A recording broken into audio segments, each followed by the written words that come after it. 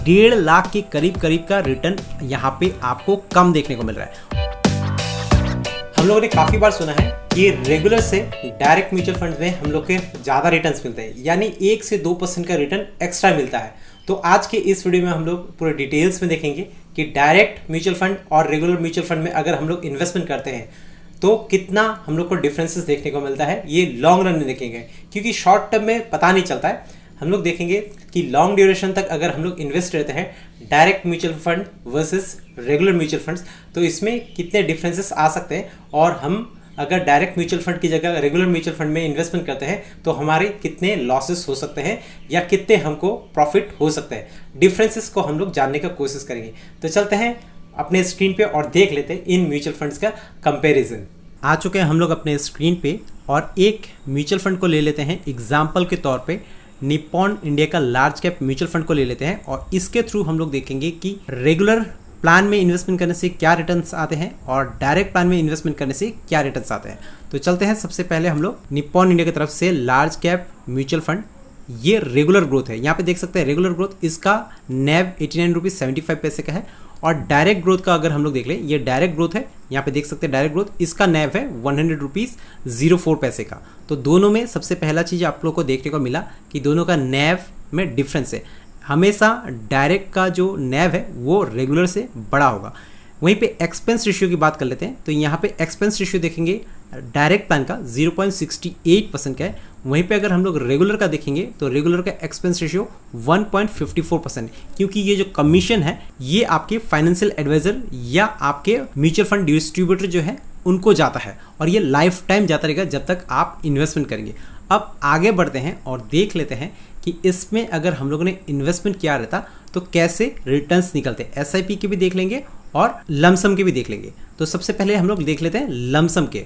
तो यहाँ पे ये लमसम का खुल चुका है। निप्पॉन इंडिया रेगुलर ग्रोथ का अगर हम लोग देख लें 1 साल का लमसम एनुअलाइज रिटर्न देखेंगे 7.14 का है रेगुलर का। वहीं पे अगर हम लोग देखें डायरेक्ट का तो इसमें 9.14% का दिख रहा है।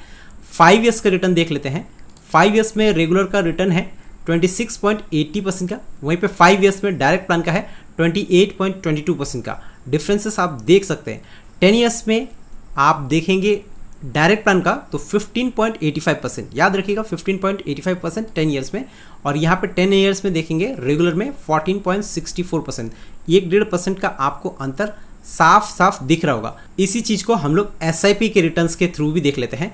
अगर हम लोग इसमें एसआईपी करते तो कैसे रिटर्न्स निकल के आते। रेगुलर प्लान में अगर हम लोग इन्वेस्ट करते 1 साल का एसआईपी का रिटर्न 9.06% का होता, वहीं पर डायरेक्ट प्लान का 12.62% का, 3% का डिफरेंस निकल के आ चुका है यहाँ पे। रेगुलर में 5 ईयर्स की रिटर्न देखेंगे 21.25% का, डायरेक्ट का रिटर्न देखेंगे 22.85% का। लॉन्ग रन में आपको 1, सवा 1, 1.5% तक का डिफरेंसेस देखने को मिलेगा। रेगुलर में 10 ईयर्स का रिटर्न देखेंगे, अगर एसआईपी हम लोगों ने किया होता रेगुलर में 10 ईयर्स के रिटर्न 16.96%, ये एनुअलाइज रिटर्न का मैं बात कर रहा हूँ, याद रखिएगा 16.96% का रिटर्न। वहीं पे डायरेक्ट प्लान में अगर 10 ईयर्स हम लोग इन्वेस्ट करते तो 18.21%। तो आपको यहाँ पे 1 से 1.5% का डिफरेंसेस क्लियर देखने को मिल रहा होगा। अब देख लेते हैं हम लोग इसके रिटर्न्स कैसे होते हैं। अगर आज से 10 साल पहले हम लोगों ने इन म्यूचुअल फंड में एसआईपी किया होता, तो आज से 10 साल पहले अगर इस म्यूचुअल फंड में हम लोग 10,000 रुपीज़ का एसआईपी करते, डेट होता 12 जून 2015 से 12 जून 2025, यानी पूरे 10 साल 10,000 का एसआईपी करते तो टोटल इन्वेस्टमेंट होता हमारा 12 लाख रुपए का, और टोटल हम लोग का सेल वैल्यू होता है 29 लाख रुपीज़ 23,000 का। टोटल प्रॉफिट होता रेगुलर प्लान ग्रोथ में 17 लाख 23,000 का, यानी एनुअलाइज रिटर्न आपको 16.96% के हिसाब से मिला। वहीं पे डायरेक्ट प्लान का अभी देख लेते हैं। यहाँ पे याद रखिएगा प्रॉफिट 17 लाख 23,000 का। डायरेक्ट प्लान में सेम चीज, स्टार्ट डेट एसआईपी का 12 जून 2015 और एसआईपी का end date 12 June 2025। SIP amount 10,000 का, टोटल इन्वेस्टमेंट होता सेम 12 लाख रुपया। सेल वैल्यू या फिर होल्डिंग वैल्यू 12 जून 2025 का यहाँ पे होता 30,86,000। टोटल प्रॉफिट होता 18,86,000।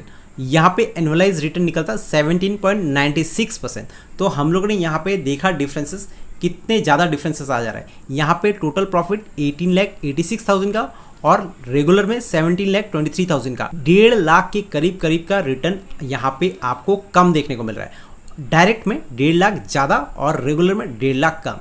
तो इसलिए आपको अगर म्यूचुअल फंड के बारे में अच्छे से जानकारी है तो आपको डायरेक्ट प्लान के थ्रू इन्वेस्टमेंट करना चाहिए। और अगर आपको म्यूचुअल फंड के बारे में कुछ भी पता नहीं है, कुछ नॉलेज है ही नहीं, आप चाहते हैं कि आपका पोर्टफोलियो कोई और मैनेज करके दे या कोई और हैंडल करके दे, तो फिर आप डिस्ट्रीब्यूटर के पास जा सकते हैं। पर आज के दिन में मेरे हिसाब से काफ़ी सारे ऐसे प्लेटफॉर्म हैं जहां से आप अच्छे से एनालाइज करके म्यूचुअल फंड को उतना कोई खास समय नहीं लगता है, आराम से डायरेक्ट प्लान में इन्वेस्टमेंट कर सकते हैं। पर इन्वेस्टमेंट करने से पहले खुद का रिसर्च, खुद का एनालाइज कर लीजिएगा, अपने फाइनेंशियल एडवाइजर से बात कर लीजिएगा, उसके बाद ही जाके इन्वेस्टिंग कीजिएगा। तो आज की वीडियो में हम लोग ने पूरे डिटेल्स में देखा कि रेगुलर और डायरेक्ट प्लान में अगर हम लोग इन्वेस्ट करते हैं अलग अलग तो क्या डिफरेंसेस आते हैं। आज की वीडियो में बस इतना ही, मिलते हैं फिर कल और एक वीडियो के साथ, तब तक के लिए बाय।